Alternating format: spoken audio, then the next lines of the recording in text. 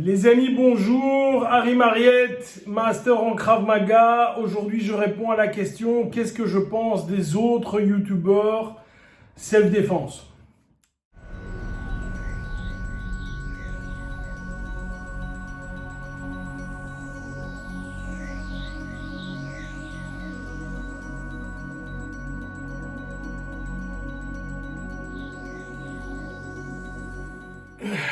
Voilà. J'ai encore quelqu'un qui me pose la question aujourd'hui et ça arrive 3 fois par semaine au grand minimum. Que penses-tu de lui? Que penses-tu de lui? Ou est-ce que ce qu'il fait est correct ou pas? Bon. Tout d'abord, moi je veux vous dire ceci, je n'ai pas le privilège de la pensée unique. Moi j'ai pas raison, tous les autres ont tort. Évidemment non, on ne va pas rentrer là-dedans directement. Mais je vais quand même vous donner des pistes pour savoir est-ce que telle personne est bien ou telle personne n'est pas bien. Alors, j'ai pas envie, j'ai vraiment autre chose à faire dans ma vie que commencer à citer des noms et dire lui c'est un mauvais, nani, et d'engager des discussions à enfin, j'ai pas envie de ça. Confère ma vidéo précédente, tout combat évité est un combat de gagner, et aujourd'hui j'ai pas le temps de palabres inutiles. Donc voilà, je vais vous dire quelques points qui peuvent vous donner une idée de est-ce que cette personne est vraiment bonne dans son truc ou pas. Tout d'abord, la majorité des gens que je vois sur YouTube, la majorité sont des gens compétents. C'est-à-dire que quand moi je vois des gars, je ne vais pas citer le nom, mais vous voyez qui je veux dire, en général ce sont des athlètes. Les gars sont en forme, ce qui montre, pour certains c'est bien filmé en plus. Bon, moi je suis toujours un petit peu dubitatif à la démonstration faite avec l'élève qui se laisse parfaitement faire et qui reçoit les coups sans broncher, qui ne bouge pas, etc. Ça c'est du show, je trouve un peu couillon. Mais globalement, les gens que je vois sont des gens compétents. Donc, si physiquement ils sont bien, qu'est-ce que je peux analyser? Je peux analyser la technique, je peux analyser le transfert technique, c'est-à-dire comment est-ce que ces gens vont enseigner. Et je peux un peu analyser, est-ce que le gars, ce qu'il raconte, ça a du sens ou pas. Je prends l'exemple d'un gars qui me demande de venir rejoindre sa fédération par email, qui m'envoie son CV et qui est en fait ceinture noire dans tout. Dans tout. Tout ce qui existe, le gars, il l'a fait et c'est un top. Voilà. Alors, première question à te poser, ou première chose à regarder, c'est curieux, mais c'est pas trop est-ce que le gars, lui, ce qu'il fait est bien. Parce qu'évidemment, je vais te prendre un exemple que tu vas comprendre. La question n'est pas de savoir ce que toi tu recherches quelqu'un qui va t'enseigner quelque chose, qui va t'apporter quelque chose techniquement. Tu remarques que moi, je ne fais jamais de démonstration vidéo. Évidemment, on est en confinement maintenant, mais je donne cours 3 ou 4 fois par semaine. Évidemment, je ne fais que ça dans mes cours. Je n'y crois pas. Pourquoi? Parce qu'en vidéo, sauf tu connais la matière et je t'explique une technique que tu as déjà vue en entraînement, que tu peux pas refaire, et alors je suis d'accord, la vidéo est un bon support, mais une technique en vidéo, je ne te corrige pas. Pour des gens qui ont l'enseignement face-to-face, c'est déjà difficile de comprendre 100%, alors par vidéo interposée, moi j'y crois pas. J'y crois pas et donc je le fais pas.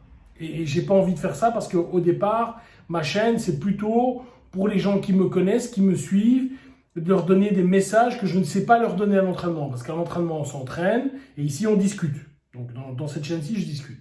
Mais, la première chose à te dire, c'est qui est plus intéressant pour moi à suivre, Mike Tyson ou l'entraîneur de Mike Tyson?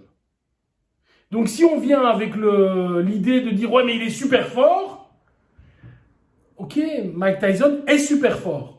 Mais c'est pas lui qui a fait qu'il est devenu super fort. C'est au départ Cus D'Amato, son entraîneur. Et ça, c'est intéressant. Le truc à voir, c'est pas est-ce que, je ne m'y connais pas en football, mais est-ce que telle personne ou tel club gagne? Il y a des joueurs fantastiques. Il faut peut-être aller voir qui est l'entraîneur derrière. En MMA, j'ai cet exemple, il y a le gars Freddy Roach. Quand tu le vois, le gars paye pas de mine. En plus de ça, il a Parkinson, il est malade. Mais c'est un entraîneur qui vaut des millions de dollars. Donc est-ce que c'est l'athlète que je veux suivre? et je suis fan de l'athlète, et je peux très bien le comprendre, mais alors c'est peut-être pas lui que tu dois suivre pour avoir des conseils, ou au contraire, c'est l'entraîneur de l'athlète et qui, lui, est peut-être mieux pour te donner des conseils. Je ne sais pas si tu comprends ce que je veux dire. À côté de ça, une fois que tu as fait cette analyse, il serait intéressant de voir, tiens, la personne qui te parle, est-ce qu'elle est reconnue dans son milieu? Je vais prendre un truc qui ne se passe pas ou que je n'ai pas encore vu. Je vais parler du judo et je ne connais rien en judo. Mais si le gars vient m'expliquer des grands concepts de judo, est-ce qu'au niveau de la fédération de judo, au niveau de ce qu'il a fait en judo, il est connu? Est-ce que c'est quelqu'un de reconnu? S'il s'avère que ce gars-là est le 3 millième troufion du classement, ben c'est pas top. Ou en tout cas, si on dit, ben voilà, le gars, il a jamais formé une ceinture noire, c'est peut-être limite. Tu comprends? Dans la même veine, qu'est-ce qu'il fait dans la vraie vie? Alors moi, je vais t'avouer, parce que je vais un peu parler de moi ici, est-ce que moi, je suis reconnu? Bon, j'ai la chance d'être, master en Krav Maga, et donc tu passes P1 à P5, du G1 à G5, expert 1 à expert 5, et puis le master, tu le reçois de manière honorifique. Tous les examens que j'ai présentés, je ne vais pas parler d'épée, je vais parler de G1 à expert 5, donc il y en a 10, j'en ai loupé aucun, et les 10 étaient, le public pouvait venir voir. Donc moi j'ai toujours présenté avec d'autres gens et devant d'autres gens. Donc il y a des gens qui peuvent dire ce qu'ils veulent, mais en attendant, moi j'y étais. Et chaque examen, c'était évidemment plusieurs heures. Donc ici, je suis reconnu par mes pairs. Alors il y a des gens qui m'aiment pas, évidemment, on est tous le contre quelqu'un, mais dire que voilà, Harry est mauvais en Krav Maga, ça me semble difficile. On peut dire qu'on n'a pas l'approche, machin, qu'on n'aime pas le bonhomme, ça on peut le dire, mais que je suis mauvais en Krav Maga, ça me semble difficile. Ça me semble difficile.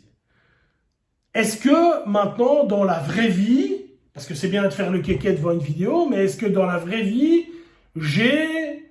ou le bonhomme que tu suis ou que tu veux suivre, il a fait des choses? Parce qu'il est peut-être super connu, sur le web, c'est peut-être une grande star sur le web, mais quand tu vas gratter, il a peut-être une organisation avec 400 personnes. Ou peut-être moins. Moi, ce que je peux te dire, avec toute humilité, c'est que j'ai formé plusieurs dizaines de ceintures noires de karaté. J'ai formé pendant 5 ans, j'ai donné le brevet pour l'autodéfense de centaines de gardiens et bodyguards. J'ai formé entre 100 et 200 instructeurs de Krav Maga, dont certains sont des grades très élevés, expert 3 et bientôt expert 4. Donc voilà, je pense encore une fois que personnellement, j'ai fait des choses. Alors, regardez, est-ce que ces gens, ils ont fait des choses dans la vraie vie? Est-ce qu'ils ont une organisation? Moi, j'ai la chance d'être à la tête de plus de 50 instructeurs en Belgique avec des milliers de pratiquants et d'être également le directeur mondial de l'IKM au niveau logistique, etc. Donc, c'est une organisation qui touche une trentaine de pays. Donc là, encore une fois, j'ai une certaine reconnaissance par mes pairs.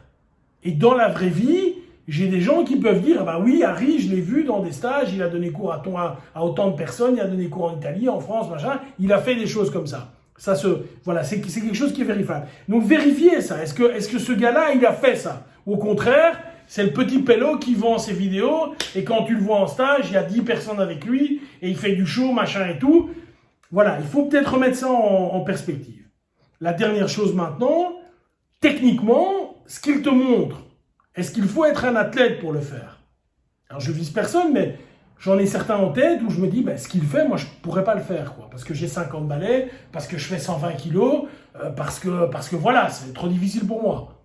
Et inversement, est-ce que la technique qu'il montre, est-ce qu'un gars qui fait 100 kilos peut le faire? Mais surtout, est-ce qu'une dame qui fait 50 kilos peut le faire? Parce que la vérité, c'est quoi? Si je mets un homme de 80 kilos contre une femme de 50 kilos, elle a toujours perdu. Toujours perdu. Maintenant, si elle se fait agresser, si on l'étrangle, le gars qui étrangle se dit, elle ne va de toute façon pas réagir. Est-ce qu'avec l'effet de surprise, elle peut avoir une action qui peut faire que elle va mettre son agresseur hors d'état de nuire pendant quelques secondes et pouvoir partir? Oui, non. Est-ce que la technique qui est montrée, ma femme qui a 50 kilos peut le faire? Oui, non. Si la réponse est non, Pose-toi déjà des grandes questions. Donc ici, ce que je veux te dire, c'est que quand tu as ce mix de choses,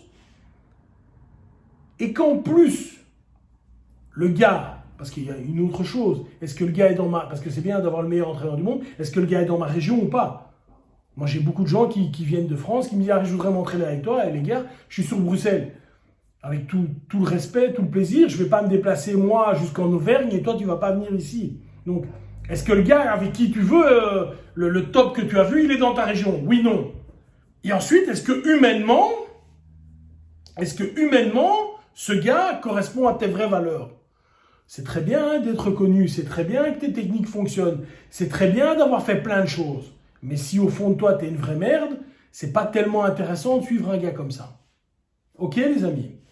Donc voilà, je vais terminer par ceci. Maintenant, techniquement parlant, il y a plein de techniques qui fonctionnent. Plein. J'ai montré avec la vidéo, le gars qui se défendait contre un bâton, il a mis l'autre KO. Il n'y a rien de ce qu'il a fait au niveau défense qui était bon, mais il a mis le gars KO. Il y a plein de techniques qui fonctionnent. Ce que nous essayons d'enseigner au niveau de l'IKM et ce que moi j'essaie d'enseigner au niveau de l'IKM, ce sont des techniques qui vont évidemment fonctionner, mais qui en même temps vont faire en sorte que ta personne sera le plus possible safe à la fin du combat. Je prends un exemple, pour l'histoire du bâton, j'aurais d'abord été en protection avec mon visage, mon épaule, et ensuite j'aurais frappé. De façon à ce que si le gars avait lâché le coup de bâton, eh bien j'avais une protection. Vous comprenez ce que je veux dire? Donc voilà, s'il vous plaît, si vous me redemandez encore ce que je pense de telle ou telle personne, je vous balancerai cette vidéo parce que, voilà, vous n'allez pas attendre de moi, en tout cas moi je ne veux pas vous donner d'avis négatifs sur des gens en plus que je vois mais que je ne connais pas. Il y a peut-être des gens, et peu importe la discipline, hein, ça peut être kickboxing, bon, enfin ça peut être n'importe quoi, il y a peut-être des gens où je me dis tiens la discipline me plaît pas, ce qu'il fait me plaît pas, et peut-être que quand j'écoute le gars ou je rencontre le gars, c'est quelqu'un de fantastique. Ça existe aussi, l'inverse existe aussi. J'espère que je vous ai un peu éclairé à ce niveau-là, et à bientôt pour une autre vidéo. Bye bye.